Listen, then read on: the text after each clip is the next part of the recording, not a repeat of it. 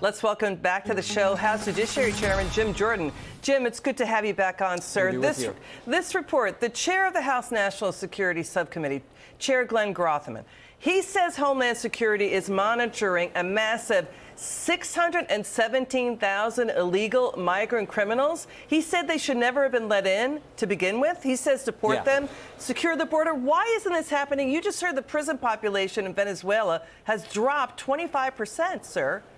Yeah, because they made a decision on day one that they were going to fundamentally change our immigration policy, not adhere to the law, not follow the law, and let bad guys in. I mean, it's really day one. They decided no more remain in Mexico, no more building the wall, and when you get here, you will not be detained, you will be released. And then they go, make matters worse, Liz, they go train ICE agents, don't deport people for larceny or theft. We've had witnesses testify to this. So they first make the changes, then they change the policy with ICE, the training policies, and then as a result, terrible things happen. And then when we ask for the files on each of these guys who have done terrible things to American citizens, they won't give us the files on each of these migrants who've come in and done terrible things. So that's how bad this is, and you wonder why. And the Democrats say, oh, we never should have impeached Mayorkas. Give me a break. So, given what you just said, do you think the Senate will take up the Senate trial for the now impeached Mayorkas over the border collapse? I mean, Senator Schumer is reportedly going to move to dismiss the articles,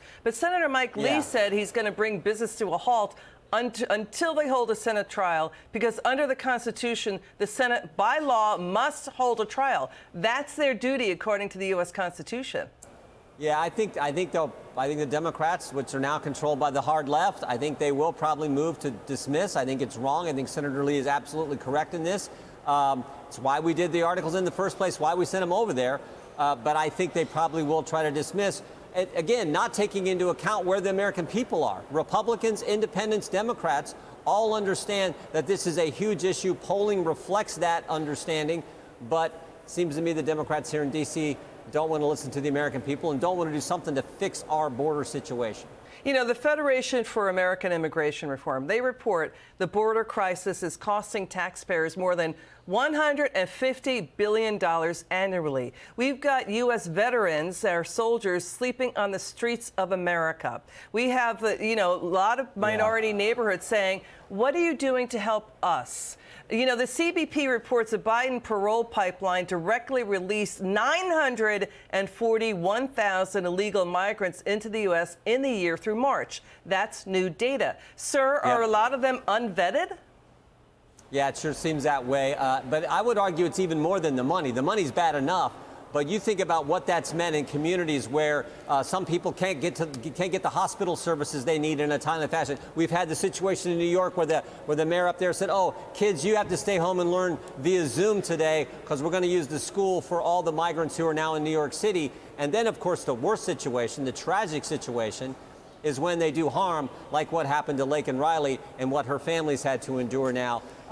So it's all that cost, and it's, again, why this issue is number one on the American people's mind, and frankly, why I think one of the key reasons why President Trump, I think, is going to win the election in November and be our next president. Stay on Laken Riley, because Senator Lindsey Graham is saying that Laken Riley's murderer, the accused murderer, was paroled into the U.S. illegally due to detention capacity problems in El Paso, Texas.